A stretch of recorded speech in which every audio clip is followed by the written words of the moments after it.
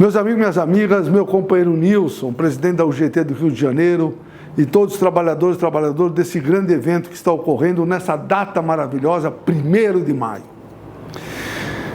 O Nilson me pediu para fazer alguns comentários do debate que temos feito a nível de centrais sindicais e com governos sobre alguns temas. O primeiro é relativo às plataformas, trabalhadores de Uber, trabalhadores motoboys, que é uma atividade muito recente no mundo e no Brasil, e que foi potencializada com a pandemia. Só para vocês terem uma ideia, na cidade de São Paulo, nós tínhamos, até a pandemia, por volta de 100 mil motoboys. Hoje tem mais de 500 mil. Quer dizer, uma atividade essencial nas grandes cidades, no Brasil de uma forma geral, e muitas preocupações a UGT tem desde o início, que ela nasceu em 2007, que o primeiro grande evento que nós fizemos foi exatamente o evento junto com os motoboys, por conta da vida, da saúde. Enquanto a gente fala aqui, já está morrendo, infelizmente, um motoboy.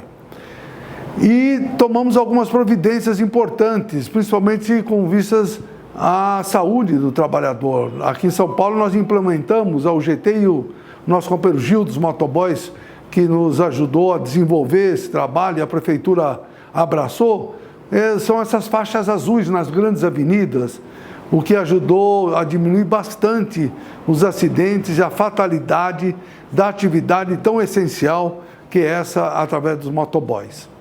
E o Uber, da mesma forma, não é? Começou no mundo, vocês se lembram, e aí no Rio de Janeiro, me lembro de quando começaram aí no Rio, aqueles motoristas de táxi, uns táxis amarelos, brigando no aeroporto, uma confusão sem tamanho, né? O que toda mudança gera, muitas vezes, conflito, e aí literalmente ocorreu. E essa situação, na realidade, ela trouxe, além de muitas preocupações, trouxe uma série de projetos. Tem vários deputados, senadores aí já desenvolvendo projetos no sentido de diminuir os litígios ou a precariedade dessa atividade. E em 2023, nós tivemos com o presidente Lula na ONU, e lá naquele momento duas questões importantes ocorreram. Uma delas, o Lula, na sua fala, ele é o primeiro presidente a falar, ele sugeriu que nós tivéssemos o 18º objetivo do milênio, que é nada mais do que a questão do racismo. E a partir desse ano já foi implementado no mundo todo. Então o Lula tem uma voz muito forte a favor dos trabalhadores e a favor da igualdade de oportunidade. Mas naquele momento que nós estivemos, também ocorreu uma situação que vai ficar na nossa memória para sempre. O encontro do Lula com o Biden, que fizeram um acordo entre os dois países exatamente com relação ao trabalho precário e que tem tudo a ver com essa questão do trabalho nas plataformas. Ou seja, é uma atividade hoje que preocupa o mundo inteiro.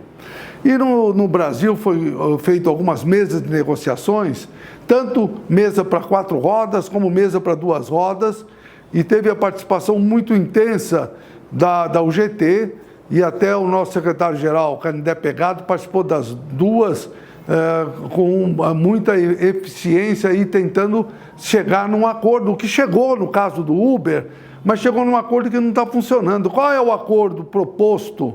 E que inicialmente haveria, pelo menos gradualmente, mudanças importantes. Primeiro, uma definição do mínimo que ganha o trabalhador no Uber, o mínimo, e o máximo de jornada.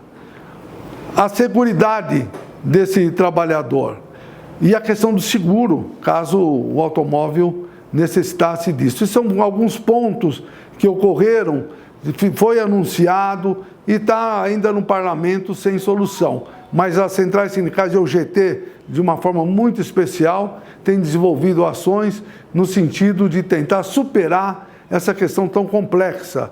Nós temos o nosso presidente dos Ubers aqui em São Paulo, que é o Leandro, uma pessoa altamente qualificada, combativo, e tem nos dado muitos subsídios para que a central possa defender o que é de melhor, tanto para os trabalhadores de 2 rodas, quanto para os trabalhadores de 4 rodas.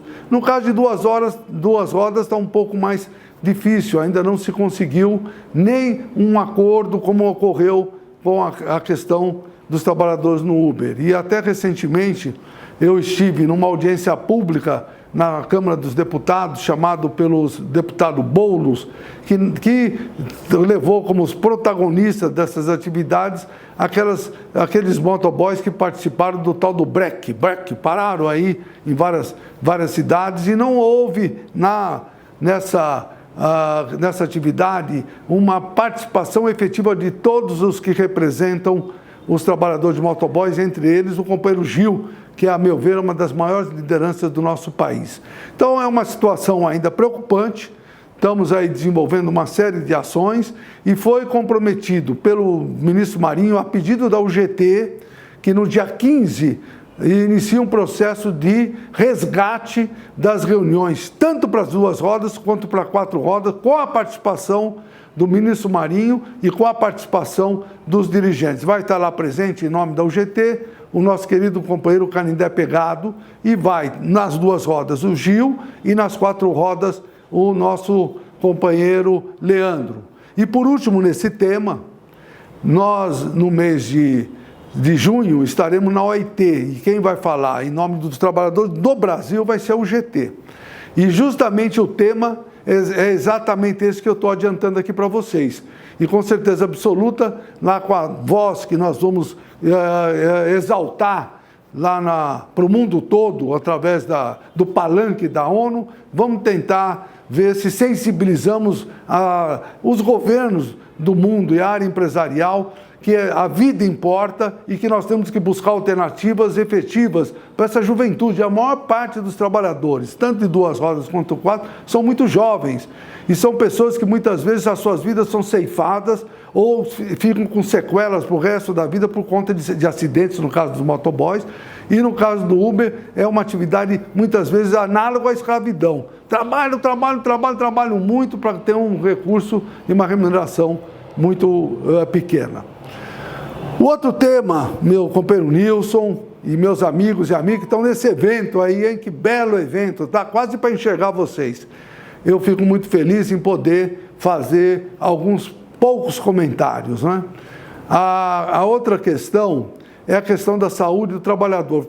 Recentemente estava sendo editada e foi a NR, uma norma regulamentadora e focada para a questão da saúde mental do trabalhador, para questões psicossociais, como é conhecida.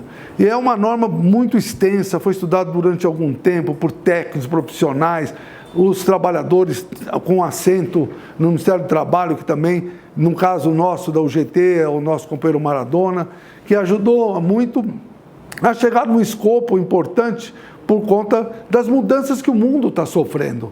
Hoje nós estamos vivendo situações muito complexas. A partir da pandemia, o mundo parece que ficou outro mundo. E é verdadeiramente outro mundo. Não é? Com a tecnologia tão avançada, com tantas questões incorporadas no nosso dia a dia. No caso do comércio, nós temos os caixas do supermercado sem a operadora do caixa, tem os aplicativos que eu acabei de comentar, o e-commerce, teletrabalho, home office. Tantas coisas novas estão ocorrendo e nós temos que nos adaptar. E essas mudanças tão complexas que estão ocorrendo muitas vezes trazem transtornos para o trabalhador.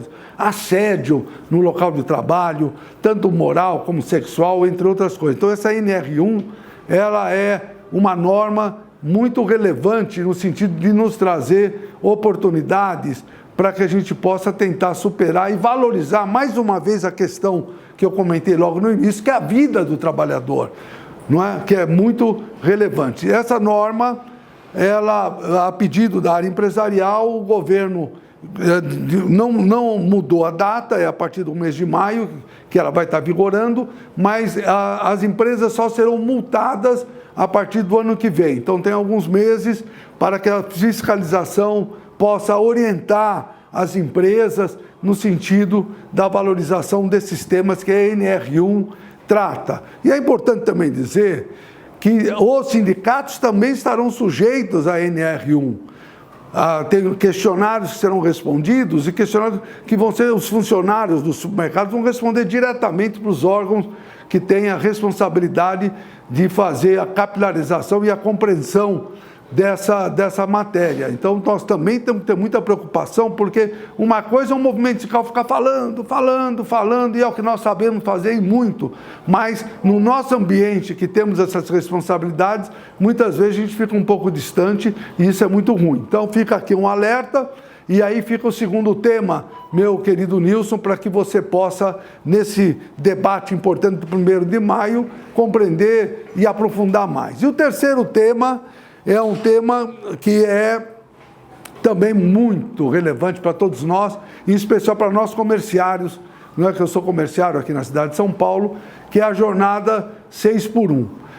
Nós tivemos com o Lula ontem, como já disse, e me coube a defesa para que o governo pudesse fazer essa compreensão interna e colocar em prática a redução da jornada para 40 horas. Até 1988 eram 48, passou para 44, mas desde aquele momento nós estamos pedindo para que haja uma diminuição para 40 horas, porque a gente tenha tempo de nos qualificarmos, nos capacitarmos e tempo de viver. E a jornada 6x1 é uma jornada completamente insana. Ela é análoga à escravidão. Se coloca no comércio as mulheres, em especial em cidades grandes como São Paulo, 1h30 para ir, 1h30 para voltar para o trabalho, trabalha, chega em casa, ainda vai trabalhar, tem um dia de folga, o que vai fazer? Vai trabalhar de novo, não é vida. E nós estamos no ano 2025, nós temos que ter a compreensão que nós precisamos ter tempo para viver, estar com a família, ter tempo para que a gente possa fazer o que quiser. Então, essa questão é uma questão que no 1º de maio do Brasil todo, nós vamos estar debatendo e discutindo e acabar com a jornada 6x1 e a redução para 40 horas. E por último, outro tema que também é relevante, que é bom que vocês todos estejam acompanhando, é a tal da pejotização. O ministro Gilmar Mendes pegou todos os processos de todas as justiças de instância que fossem e parou os julgamentos para que pudesse ter uma decisão que fosse erga omnes, que sirva para todo mundo. Mas nos preocupa muito porque o Supremo, nesse tema, tem decidido muito a favor da pejotização. E o que é? A meu ver, é uma fraude. E essa pejotização defendida pelo Supremo, em passando, vai ser uma fraude oficial. E nós não podemos permitir. Depois de 2017, com a mudança da CLT, com a reforma que todo mundo conhece, a maior parte das pessoas que foram demitidas, que estavam formalizadas na CLT, foram contratadas em seguida de forma PJ, para não pagar imposto, não ter direito à previdência, direito à saúde e assim por diante. Então, todos esses temas colocados, meu querido amigo Nilson e todos que estão participando desse evento maravilhoso, é fundamental que haja um debate, uma discussão e que vocês possam, inclusive, a partir desse debate, fazer sugestões para que a UGT possa, nos fóruns, ou no Supremo, ou no Executivo, no Legislativo, podemos defender de uma forma com mais qualidade. Então, eu quero aqui desejar um feliz dia do trabalhador e da trabalhadora. Foi muito difícil a chegar onde nós chegamos. Muita gente morreu para que fosse diminuída a jornada de trabalho e houvesse mudanças em benefício dos trabalhadores. Não se esqueça nunca do dia 8 de março, o Dia da Mulher, que várias mulheres foram trancafiadas dentro de um galpão e puseram fogo nas mulheres, porque estavam lutando para a diminuição das jornadas. Hoje nós não fazemos isso, mas nós temos que, se for o caso, fazer parecido, não morrer queimado, não é isso. Mas nós temos que lutar, mostrar indignação para que nós possamos ter uma conquista de um outro mundo, um mundo que nós possamos viver, um mundo que tenha saúde, cidadania, emprego de qualidade, e é isso que nós esperamos do Brasil. E viva os trabalhadores! Viva o 1º de maio! UGT, sindicalismo cidadão, ético e inovador.